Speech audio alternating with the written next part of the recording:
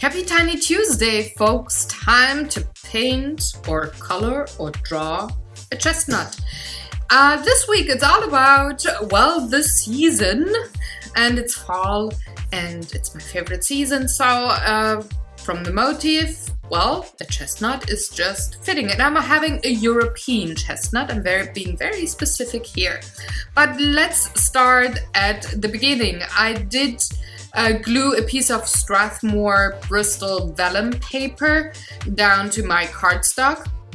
And that paper handles colored pencil and charcoal especially well. So I didn't want to use a watercolor paper, though I'm using watercolory techniques for the background, but I wanted to have the soft and smooth parts so that I could really draw the European chestnut. So I've just penciled that chestnut in because that is going to be my focal point and I like to know where that is before I do all the other stuff. And then I'm going through my color swatch of the Derwent Inktense blocks and choosing the ones I want for the background. So I did use a yellow ochre and more of a almost like a tree bark brown. It's a colder brown, but not to the point that it's almost a gray. And I'm using that dark brown for shading underneath the chestnut before I go in and color the whole background like the wallpaper in the same yellow ochre that I also used for the ground that the chestnut is laying on, but I'm using way more water so it looks different. You have a horizontal line visible there. And once I had that dry, I could go on to, well, have the decorational thing going on with the wallpaper.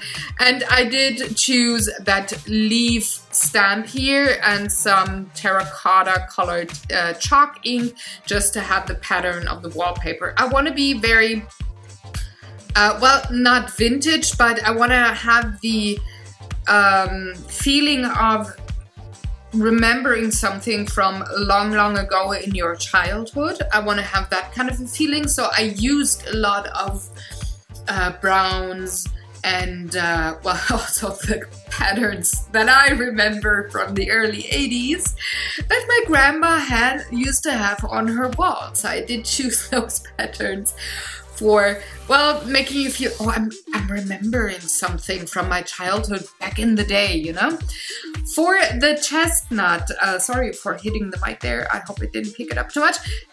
For the chestnut, I did use the polychromos, and there again, warm tones that I also had used in the background, a yellow ochre, a warm gray, and then I'm going in with a warm and a cold dark brown to, well, color in the whole chestnut and have the light bounce off the top of it, and it's being pretty dark on the lower part, where I will also bring in some dark indigo, and I really like to use dark indigo for shading on top of any brown colors, and Van Dyke brown or sepia for shading on top of blue colors. I like to, well, use the respective other.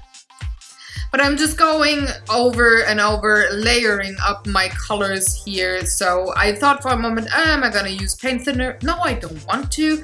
I want to have a very smooth look without the paint thinner.